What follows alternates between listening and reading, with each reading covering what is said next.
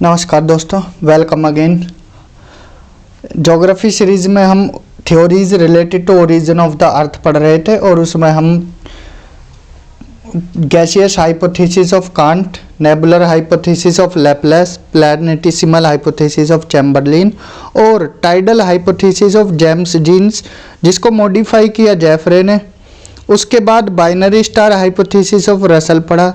तो इस लेक्चर में हम क्या है, सुपरनोवा हाइपोथेसिस ऑफ हॉयले पढ़ेंगे। इसके बाद हमारी एक थ्योरी और बच जाएगी। कौन सी थ्योरी? इंटरस्टेलर डस्ट हाइपोथेसिस, जो कि किसने दी? ओटो स्मिड ने दी। बिग बैंग थ्योरी हम पहले ही पढ़ चुके हैं अपने यूनिवर्स चैप्टर में, जो कि हमारा सेकंड लेक्चर था इस सीरीज का। उसमें हम बिग बैंग थ्योरी को डिस्कस कर चुके हैं। तो आज का लेक्चर में हम क्या है, सुपरनोवा हाइपोथेसिस ऑफ हॉयले पढ़ेंगे। हॉयले जो कि क्या थे? मैथमेटिशियन थे। कहाँ पर? कैम्ब्रिज यूनिवर्सिटी में, जो कि कहाँ है? यूनाइटेड किंगडम, ब्रिटेन में है। और उन्होंने अपनी थ्योरी जो सुपरनोवा हाइपोथेसिस है कब दी? 1946 में दिया इस थ्योरी को। उन्होंने अपनी इस थ्योरी को कहाँ डिस्कस किया? उन्होंने जो एस्से लिखा है अपना नेचर ऑफ द यूनिवर्स, उसमें इसको थ्योरी को डिस्क्राइब किया है। ये थ्योरी किस पर बेस्ड है? इनकी जो ये हाइपोथेसिस है ये बेस्ड है किस पर? प्रिंसिपल ऑफ न्यूक्लियर फिजिक्स पर। ये याद रखना, न्यूक्लियर फिजिक्स की बात की गई है इसमें। कैसे की गई है वो अभी पता लग जाएगा आपको कि न्यूक्लियर फ्यूजन की बात कैसे की गई है। Supernova hypothesis of Hoyle. Hoyle के अकॉर्डिंग इन्होंने क्या है, 2 स्टार थे इनके अकॉर्डिंग। उसमें क्या है, एक प्रिमिटिव स्टार है और एक कंपेनियन स्टार है। इनसे इन्होंने सोलर सिस्टम के ओरिजिन की बात की है कि सोलर सिस्टम जो बना है हमारा कैसे बना है। एक प्रिमिटिव सन था और एक कंपेनियन स्टार था, इनसे बना है। जो कंपेनियन स्टार था इसका साइज बड़ा है किससे? प्रिमिटिव सन से। और ये क्या है, सुपरनोवा बन गया। किसकी वजह से? न्यूक्लियर रिएक्शन की वजह से। न्यूक्लियर रिएक्शन क्या होता है? जब 2 हाइड्रोजन मिलकर क्या है, हीलियम बनाते हैं। ये क्या है? न्यूक्लियर रिएक्शन होती है। तो एक नोट ले लेते हैं, जो रेट है न्यूक्लियर फ्यूजन का, जो हाइड्रोजन से 2 हाइड्रोजन एटम से मिलकर एक हीलियम बनता है, इसी को क्या बोलते हैं हम? न्यूक्लियर फ्यूजन बोलते हैं।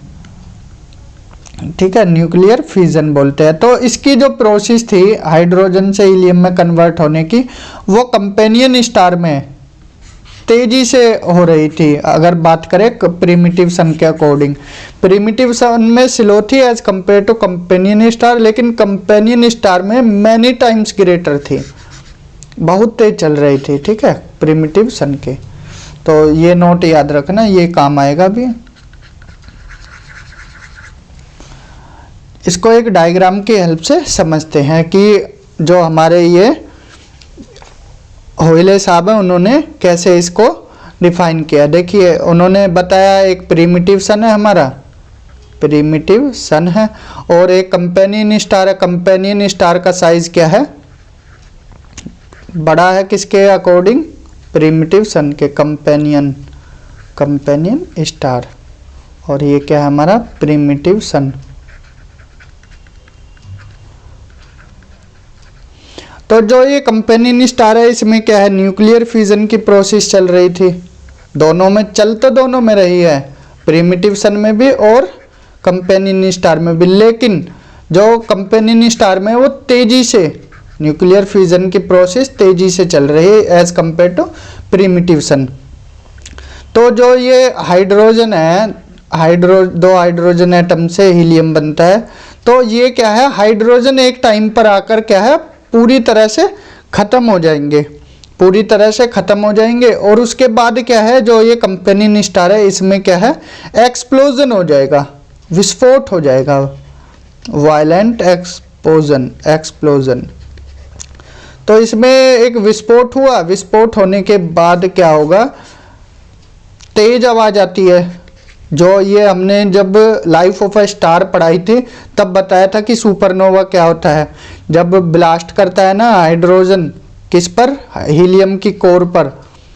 ये हीलियम है और हाइड्रोजन क्या है, यहाँ ब्लास्ट करता है, बहुत तेज आवाज़ आती है जब ब्लास्ट के टाइम पे। तो साउंड कैसी होती है? बहुत तेज होती है, इसी को क्या बोलते हैं, सुपरनोवा बोलते हैं। तो तेज आवाज होगी, वॉयलेंट एक्सप्लोजन हो गया। इसके बाद क्या होगा, जब एक्सप्लोजन होगा, ये कंपेनियन स्टार है, इसके अंदर न्यूक्लियस भी है, न्यूक्लियस है, और लेकिन इसके चारों तरफ क्या है, फिर जब एक्सप्लोजन होगा तो पार्टिकल्स इसके चारों तरफ फैल जाएंगे, एक्सप्लोजन ऑफ मास। कहाँ हुआ ये, कंपेनियन स्टार में।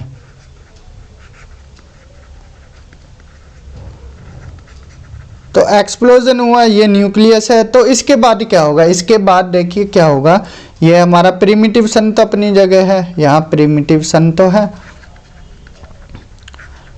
कंपेनियन स्टार में क्या है, एक्सप्लोजन हो चुका है, एक्सप्लोजन हुआ, ये न्यूक्लियस को तो बाहर फेंक देगा, जो ये इसकी रेंज है इसके बाहर फेंक देगा, और ये जो गैसियस पार्टिकल्स का गुबार है, गैसियस पार्टिकल जो एक्सप्लोजन हुआ है, ये क्या गुबार इसके चारों तरफ फैल जाएगा, किसके, प्रिमिटिव सन के। जो एक्सप्लोजन हुआ है उसकी वजह से जो ये गैसियस क्लाउड है, ये चारों तरफ फैल जाएगा। गैसियस क्लाउड जब चारों तरफ फैल जाएगा तो इसके प्रिमिटिव सन के चारों तरफ फैला है, तो इसके बाद क्या है, ये कंडेंस होने लगेगा। जो गैसियस क्लाउड था ये कंडेंस होने लगेंगे पार्टिकल्स, और कंडेंस होके क्या है, ये क्या है, इसके चारों तरफ घूमने लगेंगे। अब जब इसके चारों तरफ घूम रहे हैं, ये चारों तरफ घूमेंगे, इसके बाद क्या है, ये पूरी तरह से कंडेंस हो जाएंगे, और ये क्या है, जो प्रेजेंट हमारा सोलर सिस्टम है उसकी फॉर्म ले लेंगे। तो ये किसी ने बताया, होयले ने, ये प्लैनेट बन जाएंगे, मरकरी, वीनस, अर्थ, मार्स, जुपिटर, जो जितने भी हैं। तो ये सोलर सिस्टम की उत्पत्ति होयले साहब ने ऐसे बताई है, न्यूक्लियर फिजिक्स पर डिपेंड है कि एक्स प्रिमिटिव सन था और एक हमारा क्या था, कंपेनियन स्टार था। कंपेनियन स्टार में स्टार्टिंग से बता देते हैं, प्रिमिटिव सन है और कंपेनियन स्टार है। दोनों में न्यूक्लियर फ्यूजन हो रहा है, लेकिन कंपेनियन स्टार में न्यूक्लियर फ्यूजन प्रोसेस तेज है एज कंपेयर टू प्रिमिटिव सन। तो इसमें क्या है, हाइड्रोजन एटम जो है वो क्या है, ख़त्म हो जाएंगे एक एंड पॉइंट पर आकर। इसके बाद क्या है, वॉयलेंट एक्सप्लोजन होगा तो मास चारों तरफ फैल जाएगा, जो ये गैसियस क्लाउड है चारों तरफ फैल जाएगा, और जो ये न्यूक्लियस है इसको क्या है कि बाहर फेंक देगा, जो ये इसकी ऑर्बिट है उससे बाहर फेंक देगा। इसके बाद क्या है, गैसियस क्लाउड चारों तरफ फैल गया प्रिमिटिव सन के, और ये क्या है, जब चारों तरफ फैल रहा है और उसके बाद मैटर जो गैसियस क्लाउड है ये कंडेंस हो जाए, कंडेंस होके ये किसकी फॉर्म में आ जाएगा, प्लैनेट्स की फॉर्म में, और इससे ही हमारा क्या बनेगा, सोलर सिस्टम। आई होप ये आपको हाइपोथेसिस क्लियर हुई होगी। एक बार थियोटिकल देख लेते कि नोट्स में काम आएगा। ये न्यूक्लियर फ्यूजन प्रोसेस थी कंपेनियन स्टार में, ये क्या है, रीच पॉइंट पर आ चुकी थी अपने एंड पॉइंट पर, और जो all the helium hydrogen nuclei थी कंपेनियन स्टार की, वो कंज्यूम्ड हो गई किसमें, न्यूक्लियर रिएक्शन में, और वो क्या हो जाएगा, कोलैप्स हो जाएगा और एक्सप्लोड कर जाएगा तेज आवाज के साथ। उसके बाद वॉयलेंट एक्सप्लोजन होगा कंपेनियन स्टार में, तो ये क्या होगा, इसमें नॉर्मस मास जो डस्ट पार्टिकल है या गैसियस पार्टिकल है वो क्या है, रिवॉल्व करना स्टार्ट कर देंगे किसके चारों तरफ, प्रिमिटिव सन के।